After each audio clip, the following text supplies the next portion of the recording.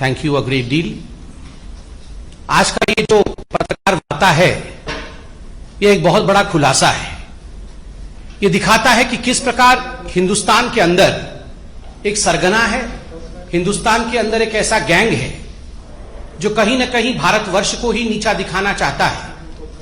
भारतवर्ष द्वारा स्थापित किए हुए कीर्तिमानों को ये नीचा दिखाने की कोशिश कर रहा है। और ये सरगना जो है, ये केवल भारतवर्ष में है ऐसा नहीं है। It is an international conspiracy, एक अंतर्राष्ट्रीय साजिश है। और बहुत सारे डॉट्स, बहुत सारे जो कैरेक्टर्स होते हैं वो भारत में भी हैं और भारत के बाहर भी हैं। आज आपने अखबारों में सुबह पढ़ा होगा न्यूज क्लिक के विषय में। न्यूज क्लिक एक पोर्टल है।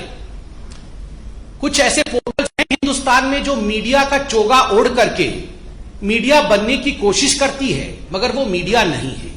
तो न्यूज क्लिक भी ठीक उसी प्रकार का एक पोर्टल है जो मीडिया हाउस नहीं है, मगर कहीं ना कहीं अपने आप को मीडिया के रूप में दिखाने का प्रयत्न करती है, भरसक प्रयास करती है। और आपने इस खबर में पढ़ा होगा किस प्रकार से करोड़ों रुपए, मैं उसका तथ्य आगे रखूंगा, भूमिका में पहले पूरे विषय को समझौता हूं फिर तथ्य रखूंगा। किस प्रकार करोड़ों रुपए विदेशों से संदिग्ध हिंदुस्तान आए हैं और उनका एक ही मकसद था, हिंदुस्तान के सरकार और हिंदुस्तान का जो सिस्टम है उसको धता बताना, उसको फेल्ड बताना और विदेशों को, विदेश की जो ताकतें हैं और खास करके अन्य देशों का हिंदुस्तान में प्रोपेगेंडा करना। We have seen this most important news article today as to how money trail in fact was there from foreign nations, as to how dubious characters were involved, and the only agenda of these so-called portals, and in this particular one, the portal called News Click, the only agenda is propaganda of a foreign nation and demeaning India's name. ये इस प्रकार का एक साजिश भारतवर्ष में चल रहा है। बंधुगण, आप सबने देखा होगा कुछ लोग अपने आप को एक्टिविस्ट कहते हैं, कई लोग इनको अर्बन नक्सल भी कहते हैं, माओइस्ट भी कहते हैं। ये लोग अपने आप को एक्टिविस्ट कहते हैं। ये एक्टिविस्ट और ये जो पोर्टल वाले हैं जो मीडिया का चादर ओढ़ करके अपने आप को मीडिया के रूप में प्रोजेक्ट करते हैं, कुछ विदेशी ताकतें, उसके साथ साथ भारतवर्ष के मेन स्ट्रीम राजनेता भी कुछ ऐसे हैं जिनका एक बिल्कुल सरगना बना हुआ है, एक ग्रुप बना हुआ है और बहुत ही प्लान तरीके से, बहुत ही सामंजस्य के साथ ये काम करते हैं। और इनका मकसद होता है भारतवर्ष में अनरेस्ट फैलाना, भारतवर्ष में अराजकता फैलाना, भारतवर्ष में कंफ्यूजन अर्थात भ्रम की स्थिति को उत्पन्न करना। This is part of an international tool kit. हमने टूल किट के विषय में आपको अवगत कराया था। टूल किट का जो है पूरा का पूरा पर्चा आपके सामने रखा था। बंधुगण, आज ये जो न्यूज क्लिक के बारे में अखबारों में छपा है, जो तथ्य सामने आया है, एक बात स्पष्ट होता है कि ये टूल किट केवल हिंदुस्तान में कुछ राजनीतिक दल चला रहे हैं ऐसा नहीं है। हिंदुस्तान के बाहर भी एक बहुत बड़ा ऐसा परियोजना है, एक प्रयोजन है, एक प्लान है, एक कॉन्स्पिरेसी है जो इस टूल किट का हिस्सा है। तो it would not be wrong two point out that apart from a domestic tool kit there is an existence of an international conspiracy in form of an international toolkit. आप सब ने देखा होगा कि जब भी हिंदुस्तान में कुछ अच्छा होता है, हमारी वैक्सीन नीति आप देख लीजिए, पूरे विश्व में हमारे वैक्सीन नीति को लेकर सराहना की गई, वैक्सीन मैत्री को लेकर सराहना की गई। किस प्रकार से हमने अपने देश में, इतने बड़े देश में 130 करोड़ जनता को हम वैक्सीनेट कर रहे हैं, उसमें भी किस प्रकार से हमारे देश को बदनाम किया जाए, हमारी वैक्सीन नीति को बदनाम की जाए, यह कुचेष्टा कुछ लोगों ने, कुछ संगठनों ने, कुछ संस्थाओं ने किया है और कुछ पोर्टल्स ने भी किया है।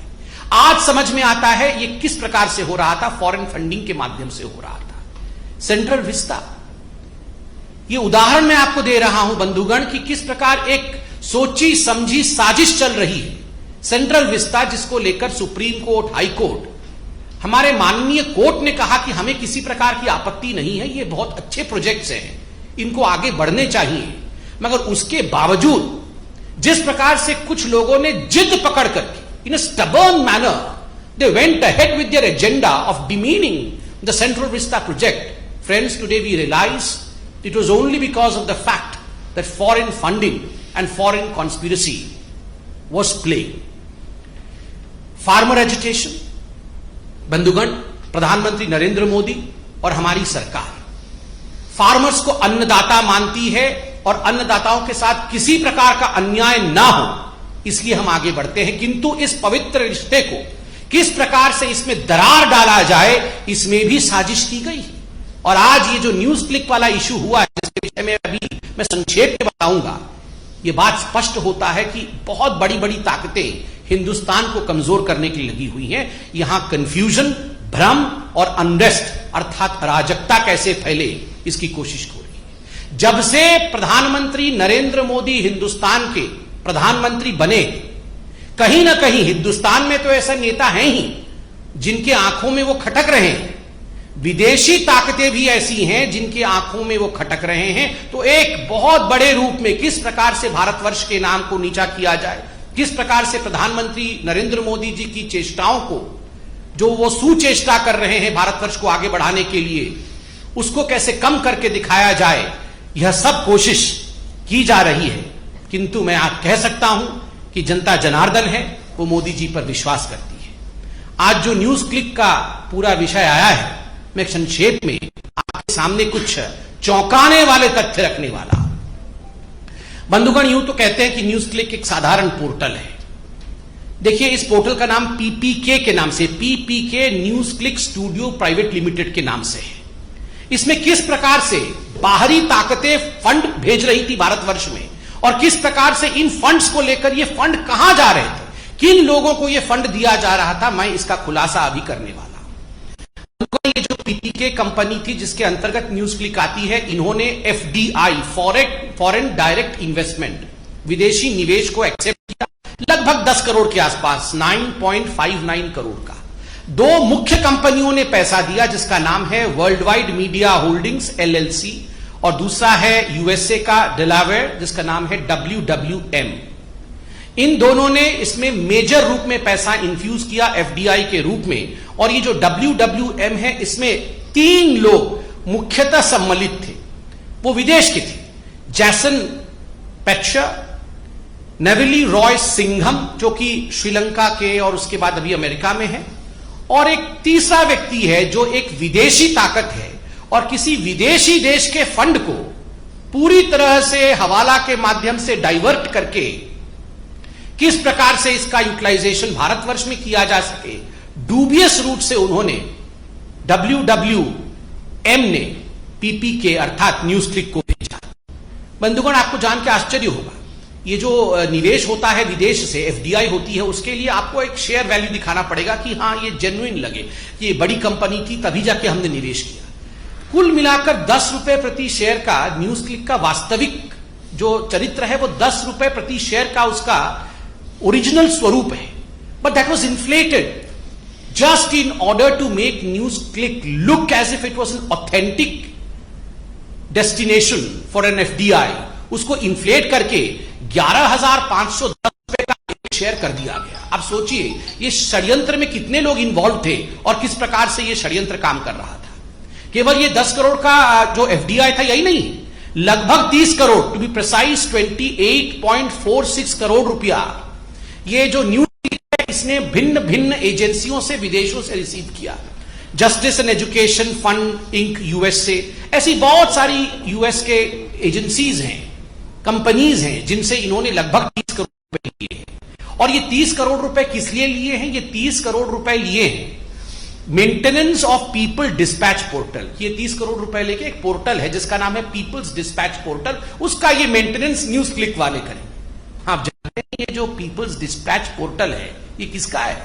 ये भी ये न्यूज क्लिक वालों का है।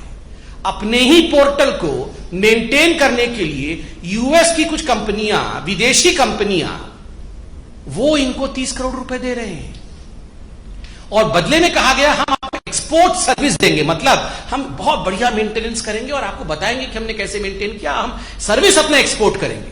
मगर जब इनके प्रमोटर्स से पूछा गया कि आपने क्या सर्विस एक्सपोर्ट किया, तो उनके पास कोई जवाब नहीं है। अर्थात ये विदेशी ताकतें जो हैं, ये पैसा किन्हीं और कारणों से भेज रही हैं। ये न्यूज पोर्टल के मेंटेनेंस का तो केवल बहाना है, कारण कुछ और है। अब मैं कारण बताता हूं, किन किन लोगों को इस न्यूज पोर्टल के माध्यम से पैसा गया। ये करोड़ों रुपए बाहर से आए, 30-40 करोड़ तो मैंने अभी हिसाब दिया है, न जाने और कितना आया होगा।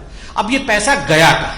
मैंने आपको कहा था कि हिंदुस्तान के अंदर ऐसे कुछ राजनेता हैं, ऐसे कुछ एक्टिविस्ट हैं जो चाहते हैं कि हिंदुस्तान में एक माहौल भ्रम का और अनरेस्ट का बने। आपको याद होगा गौतम नौलखा, क्योंकि एल्गार परिषद के जो माओइस्ट लिंक थे वो अरेस्ट हुए थे। गौतम नौलखा, कई लोगों ने उन्हें अर्बन नक्सल भी कहा, और गौतम नौलखा जिन्होंने भीमा कोरेगांव केस में हिंदुस्तान में अनरेस्ट फैलाने की कोशिश की थी, उनको इसमें से लगभग 21 लाख रुपए मिले। ये तो एक रिकॉर्ड हमारे पास आज अखबारों में भी छपा है। न जाने कितने सोर्सेस से ऐसे कितने रुपए इस प्रकार के एक्टिविस्ट्स को मिलते होंगे, यह चौंकाने वाला है। 21 लाख रुपए गौतम नौलखा को मिले। दूसरा, इसमें से लगभग 52 लाख रुपए बप्पादित्य सिन्हा। बप्पादित्य सिन्हा कौन है? बप्पा आदित्य सिन्हा है, ये एक बहुत प्रमुख व्यक्ति हैं, शेयर होल्डर भी हैं न्यूज क्लिक के, पीपीके के। मगर अगर राजनैतिक रूप से देखा जाए तो Sinha ji communist party of India के आईटी सेल के एक प्रमुख सदस्य हैं। कम्युनिस्ट पार्टी के आईटी सेल के एक प्रमुख सदस्य हैं मिस्टर सिन्हा, और उनको 52 लाख रुपए दिए गए थे पीपीके कंपनी द्वारा। खुद शेयर होल्डर भी है। और तो और हमें समझ में यह नहीं आ रहा है, 9वीं क्लास पढ़ा हुआ एक इलेक्ट्रीशियन है जोसेफ राज, जिनको 1.5 करोड़ से अधिक रुपए पीपीके ने दिया। क्यों दिया? ये सारा पैसा किसी के माध्यम से किसी और को दिया जा रहा है। क्यों दिया जा रहा है?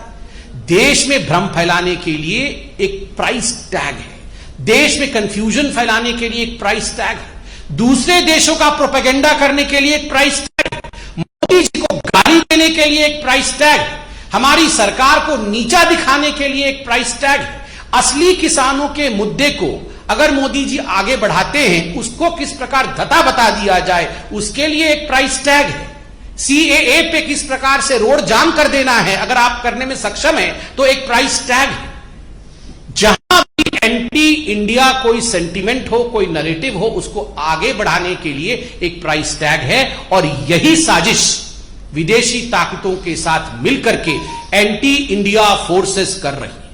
आज बीजेपी सिर्फ अंत में इतना ही कहना चाहती है कि जीतेगा तो भारत ही, भले कितनी ये देश विद्रोही शक्तियां, देशद्रोही शक्तियां, एंटी इंडिया फोर्सेस चाहे कितना भी काम कर ले, कितनी भी षड्यंत्र कर ले, कितने भी विदेशी देशों से पैसा ले ले, मगर जीतेगा भारत ही, क्योंकि भारत की जनता बुद्धिमान है, समझदार है। इन सभी विषयों पर वो सोच समझकर अपनी कदम आगे बढ़ाती है। धन्यवाद बंधुओं, कोई प्रश्न हो तो अवश्य पूछें।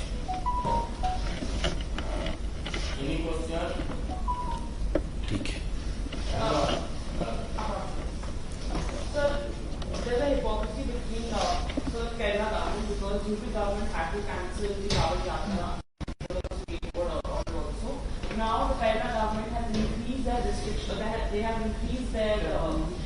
Number of people who can attend physical centers like Sabrimala. How would you have to say about that?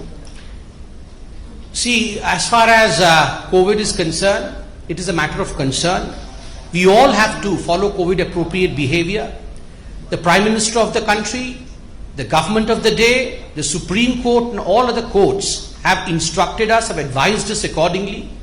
But I firmly believe that selectivism is something which has been taunted, which has been in fact called out by the citizens of this country. As far as the Kerala government is concerned, the news that has come out today, that despite the fact that the state of Kerala is reeling under high pressures of COVID, we have increased COVID patients there.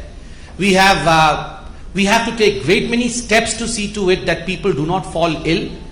But is it appeasement? What Kerala government is doing is something which people are asking. I firmly believe that the Kerala government would heed to all these advices and would see to it that the citizens of Kerala are protected. आपको पता होगा 21 जुलाई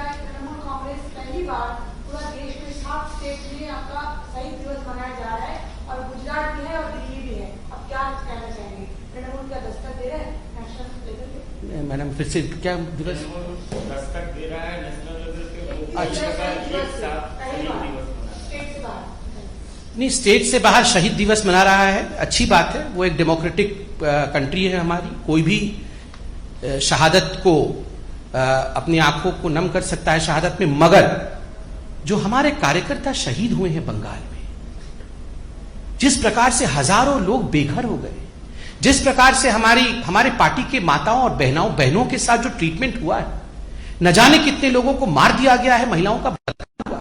इस विषय में जो NHRC का report अभी 2 दिन पहले आया, जिसमें स्पष्ट रूप से कहा गया है there is no rule of law in Bengal, there is law of ruler in Bengal. इस पर ममता बनर्जी क्या कहेंगी? मैं ममता जी से आज निवेदन करूंगा कि जिन भारतीय जनता पार्टी के कार्यकर्ताओं ने लोकतंत्र को अपहोल्ड करने के लिए शहादत दी है, उनके शहादत पर भी ममता बनर्जी कुछ कहें, उनके बलिदान पर भी ममता बनर्जी 2 आंसू बहाएं और क्षमा याचना करें, जिस प्रकार से उन्होंने कानून व्यवस्था की धज्जियां बंगाल में उड़ाई है। Thank you.